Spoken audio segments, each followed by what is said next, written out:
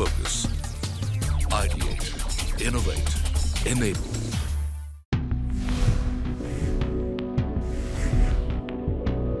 DBS Bank and Money Control present Small Business to Smart Business. Hello, and a very warm welcome to Money Control. We are bringing to you a podcast series focused on the MSME sector, from small business to smart business. That's what we are hoping to decode over the next few episodes. The first episode is looking at from local to going global. And we have with us Devesh Dalal, who's joining us from DBS, and Mr. Jayandas Gupta, former ambassador to the WTO. Devesh, many thanks for joining us. Mr. Das Gupta, pleasure to have you here. MSMEs are the backbone of any economy, and we say this so often. I mean, these are the enterprises that keeps the wheels of the economy turning, churning. And at this point, 2 years, 2.5 years since the pandemic, we've still not declared the pandemic is over, but MSMEs really bore the brunt. They faced a lot of pain, they faced a lot of pressure. Going forward from here, which is a post China world, which is a world that is looking at building capacities beyond China, and this is India's big moment in that sense. Devesh, I want to bring you in here to tell us a little bit more about what can MSMEs do, at this point, to to scale up their ambition, to scale up their processes, and what are the opportunities there for them to take advantages of. Yeah. So first of all, thank you. I think it's an excellent topic, to pick up because clearly, as we get into 23 and 24, I think there's significant opportunity for MSMEs globally, right? So not in India but overseas also. Having said which, I think the way the external environment is in India and offshore, I think there is a lot of opportunities for MSMEs to look for buyers overseas. But if you kind of step back and look at what are some of the key challenges that an MSME would face is where should they kind of export to, who are the new customers they should export to, and what credit terms should they export? Should it be under advance? Should it be under LC? How would they track for payments? And what are the charges that they would incur? And last but not the least, which keeps on coming back and forth, is should they be present online or should they be present offline? I mean, these are some of the challenges that keep coming up, right? Various thoughts around how you go to the market, right? And I think all of these are very, very genuine ones, right?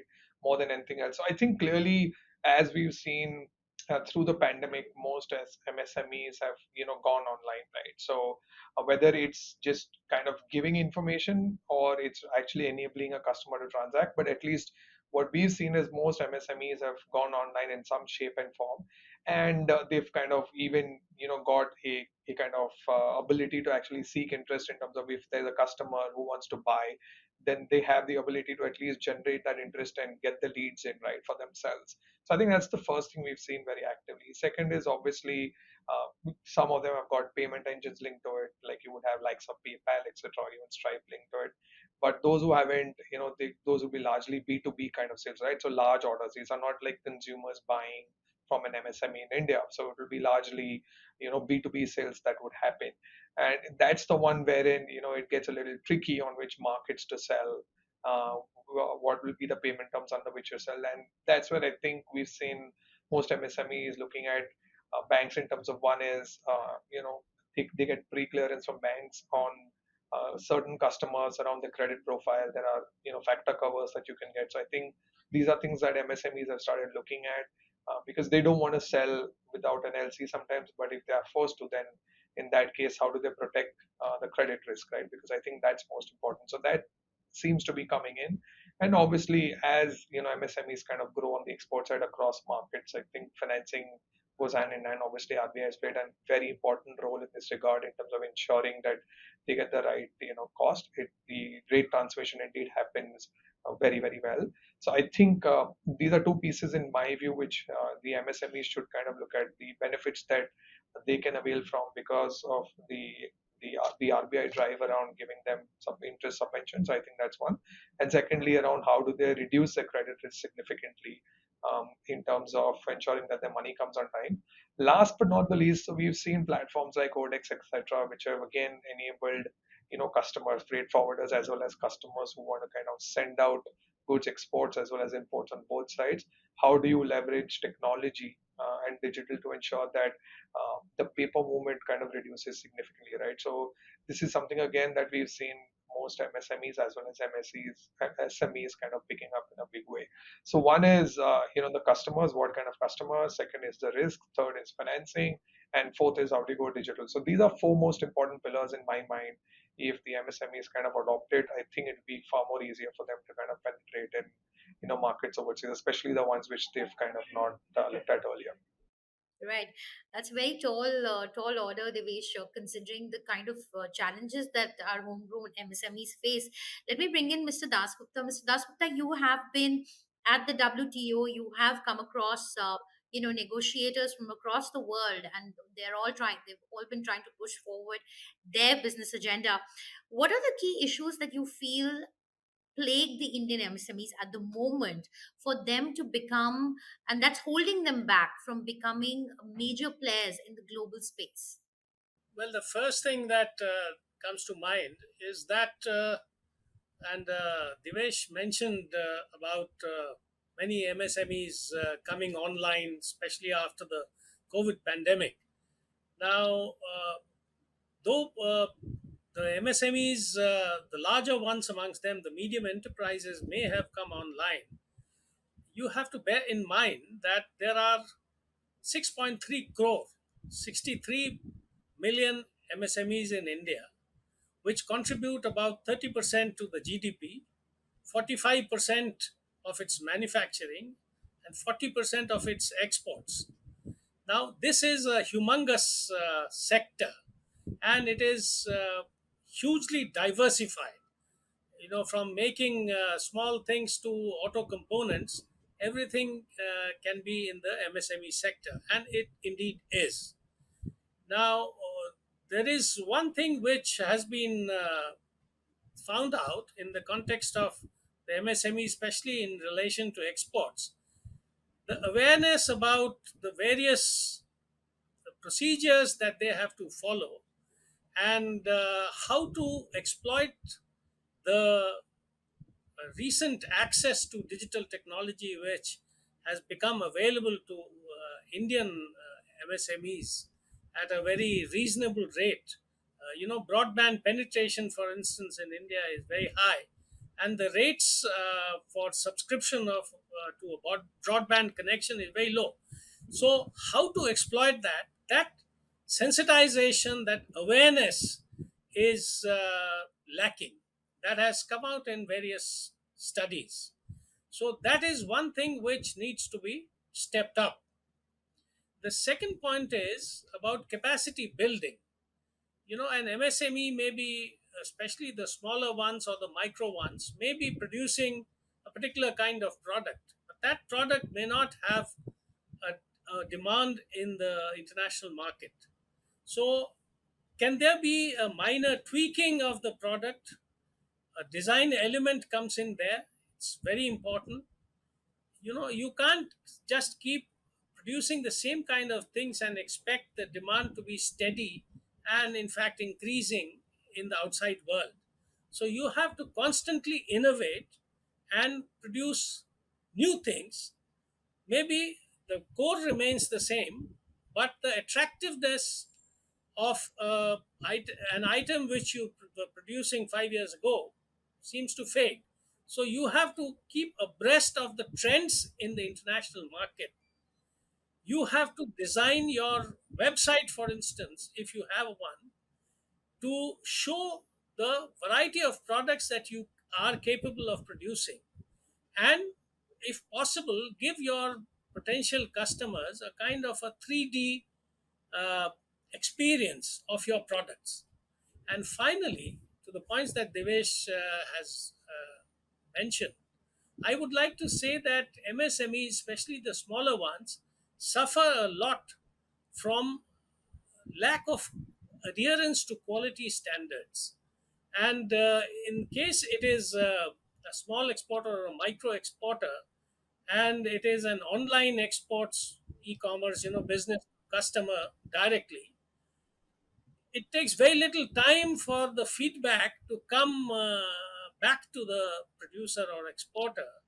And if, for instance, the color of a, let's say, an ethnic garment bleeds, then it gets returned in no time at all, and the producer may also be sued in certain jurisdictions. Then there are issues about packaging.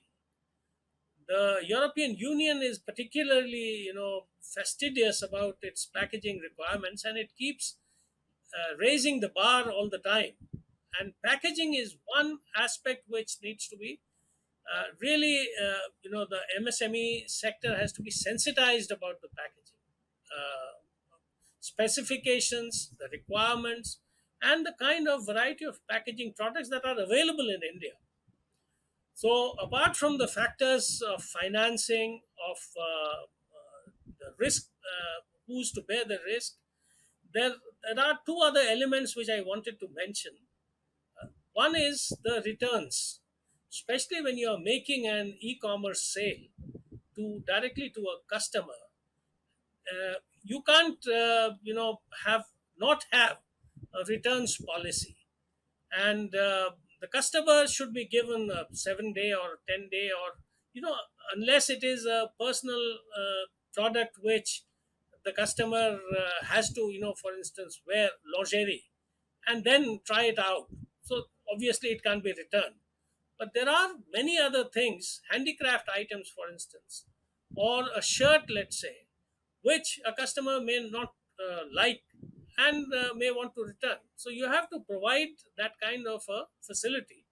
And this is posing to be a problem, especially for MSMEs, the smaller ones amongst them, because unless you can prove that what you had exported is exactly the same thing that is coming back by way of a return, the customs officials normally slap the full import duty on the product, and then it becomes prohibitive to bring it back. And the last one which I wanted to mention, especially for smaller exporters, is the issue of logistics. uh, there are only three, I think, to my knowledge, cargo hubs from which direct flights are taking place. Because if you are especially doing e-commerce, not a B2B large consignment sales, then time is of the essence. In most countries of the West, which are your main markets, people expect goods to be there at their doorstep within 3 to 5 days. At the most, on the outside, 7 days, beyond which it is not to be accepted. So, for that kind of speedy delivery, you have to also have the same facilities available at the doorstep of the producer. He may be in Benares or Muradabad or somewhere else in Jaipur, for instance. He has to have the same facility to export. Now, there is a system of foreign post offices of the India Post. It is expanding, but it's not quite up to the mark yet. So, that is the final problem which MSME exporters, especially the smaller ones, face in the context of e commerce sales. Okay. No, very fascinating and very, very important points. Let me go across to Devesh. Devesh, you raised this point about risk management. I want to talk to you about, how can MSMEs and SMEs build effective partnerships with international banks and financial institutions to facilitate their expansion plans? So look, I think a couple of things out here which is important. So one is MSMEs clearly, like some mentioned earlier, there are various challenges that they face, right? And clearly, if you see, customer centricity is key around it, right? And all the elements around flexibility, trust, etc., all of it, kind of zeroes down on how customer centric you are. And therefore, it's important to kind of see the experience that you give to the customer also, right? So I think in order to enable that, I think some of these partnership with banks enables them to actually access, let's say, fintechs or specifically into logistics space, fintechs who actually can provide you risk cover, fintechs who can actually give you, ability to actually get shipping done pretty quickly, reduce your paper workload, right, in terms of even sending transactions out or even actually getting exports directly, right? So all of these elements, when you kind of put together and go to a bank which can either provide it itself or through partnership with fintechs, it can introduce to the MSME, then I think they become far more efficient. So it's important for them to kind of realize that look, they need to collaborate with either partners who can bring in multiple partners, or they can collaborate with multiple partners themselves. But I think it's important to realize that their core competency is indeed in terms of manufacturing what they are good at, or service, which is goods or services, and then kind of providing it to the customer. All the other elements around it, whether it's financing, logistics, supply chain, FX, all of those they should leave to experts. I just want to come in here, Devesh. Now, when you say they should leave it to experts, like for instance, DBS Bank, what are the kind of facilities that you can offer to them, and how competitive is it for them to hire such experts? Yeah, so see, from a DBS Bank perspective, clearly, I think we provide a range of services on the digital side in terms of not only onboarding but also paperless, transactions for even A2 transactions, which are largely, let's say import or payments that you're making, cross-border payments, including on the export side. So that's something that's already offered to customers. In addition to that, even FX is a piece that is available to customers online, so you don't need to call any desk or you don't need to go to a bank branch. It's available online and it's integrated with the front end portal, i.e. the internet banking portal of DBS Bank. So that's one big facility. In addition to that, we also kind of enable them to interact with some of our partnerships like with ODEX, right? So that's something that we proactively provide to our customers. So I think all of this, in addition to the fact that we not only also provide financing. So let's say if an MSME exporter is there and there are regular flows, and then basis those flows, we can actually even provide financing to the export of goods that have been shipped out but funds which have not been received, right? So all in all, DBS provides solutions to customers at every step, right? In terms of right from the time they engage in terms of getting a purchase order, making funds available, manufacturing, shipping it out, logistics side, foreign exchange, getting the funds in, and ensuring that regulatory reporting is done appropriately. So all of this is done by the bank itself. And wherever we believe there are partners who can provide it better, we actually introduce them to the MSMEs also. Sure, Mr. Dasgupta, I'd like to come. I'd like for you to come in here. Now, when considering the change in sentiment that we are seeing at the moment, there is a lot of interest in manufacturing capacities to move beyond China, and we are seeing some progress on that even in India. We have had the likes of Foxconn to come in and set up shop, so that obviously means that a lot of MSMEs would also benefit in terms of component suppliers and all that.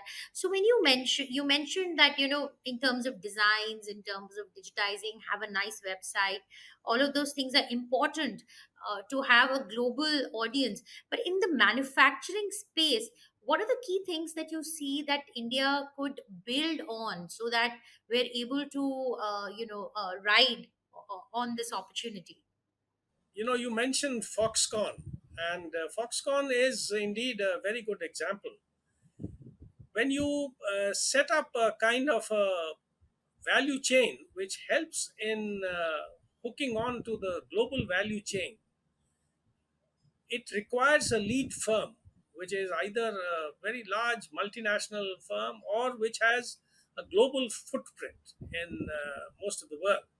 So once you are able to attract that kind of a firm to come to India and set up base here, then it would not like to outsource everything to another country and get its inputs from there. It would like its raw materials, components, etc., to be produced as much as possible in the near vicinity in the same country.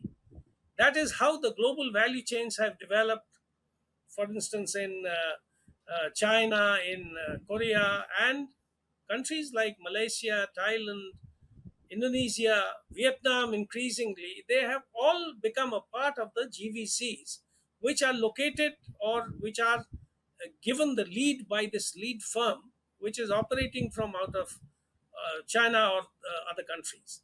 Now, once you have that, And that is something which we have already seen in the auto sector. When you brought in, apart from Maruti, which of course did a yeoman service in setting up the ancillary business for auto components, but all the other major companies which came in, Toyota,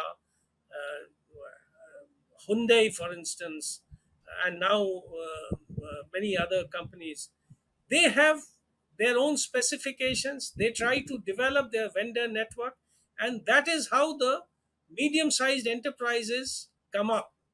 Not so much the small enterprises, because, of course, the technology and the investments required are of a certain magnitude.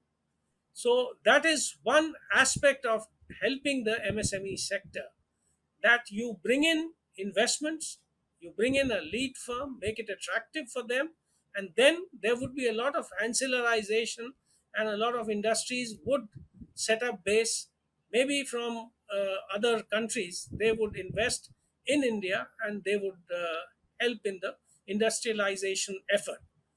But speaking specifically of the smaller scale enterprises, there I think technology has to play a very important role. And the other aspect is about infrastructure. There are certain common infrastructure facilities which are required. For instance, let's say we have a leather cluster, and footwear is being produced, all kinds of leather accessories like bags, wallets, belts, and the things, other things like garments are being produced. Now, for all of them to have a common infrastructure for treating the raw hides and skins to make finished leather is important.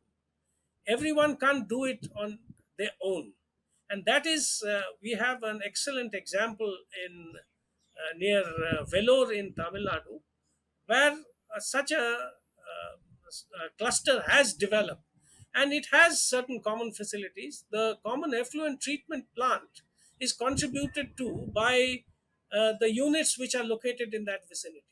A similar facility has come up in Bantala. I'm speaking only of the leather exports for the moment.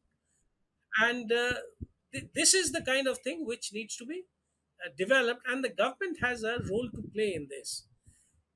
There are more than 200 common facilities centers which have been sanctioned by the government of late, of which about 85% of them have been completed. Similarly, there are issues relating to traditional rural industries which could do with a dose of modernization, of investments, of technology, and improved practices to improve their products, to improve the consistency and the quality of their products. Now, that has also been taken up, but this is again something which the industry, local industry associations, the state government concerned, and the central government all have to pool their resources together to give this kind of an ecosystem to the clusters. And mind you, there are more than 3,000 clusters of artisanal clusters, as we say, making items of various kinds, spanning a broad spectrum of products in India. Yes, yes, yes. Thank you very much for that, Mr. Dasgupta. So I'll quickly request Devesh to give a quick checklist of maybe three key points that SMEs need to look at to be able to go global. Devesh? So I would say first is most important is customer centricity. Building the trust of the customer is most important. Second is adoption of digital. That again, in my view, is imperative. As you go global. And third is efficient working capital management, which again will become more and more important because cycles are significantly longer. When you kind of go overseas. And fourth, in my view, although I know I'll cross that number three, is choosing the right set of partners. It's not just one, but a right set of partners which will help them actually in terms of growing their business. So more enabling business partners than just helping them transact. These four, in my view, are most important. Very interesting. Mr. Dasgupta, very quickly, three key points. You can go over to four as well. The first one is about capacity building and awareness building, sensitization about the markets abroad and the conditions under which they operate. The second aspect is about quality, and I'm focusing on SMEs. Quality is of the essence, because one bad consignment can ruin you for life. The third one is about adopting modern technology and improvement in designs and manufacturing practices. And the last one, I would say, is on behalf of the government, the procedures for exporting, getting, for instance, an EBRC, that is electronic bank realization certificate, without which, your accounts are not closed and you can't claim any export benefits. That is a huge hassle, especially at the level of the authorized dealer banks. So these are some of the things. And if I may mention, the the returns policy and this realization within 9 months, which has to be adhered to very strictly. Otherwise, there are all kinds of problems which the SMEs face. Right. Thank you very much, Devesh and Mr. Dasgupta, for that perspective. So clearly, MSMEs need to look at picking up a better transaction partner and someone who can guide them through the process, be alert, be in the know about what the global audience is looking at, adopt technology, and most importantly, focus on quality. We'll keep continuing this series of conversations focused on the MSMEs. Many thanks for joining us, Mr. Devesh Dalal and Mr. Jayant Das Gupta. We'll continue Pleasure. the series and pick up a lot more topics related to the MSME sector going forward. Thanks so much for watching.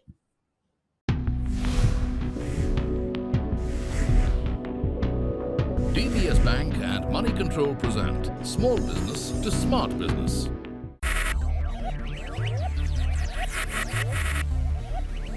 Focus, ideate, innovate, enable.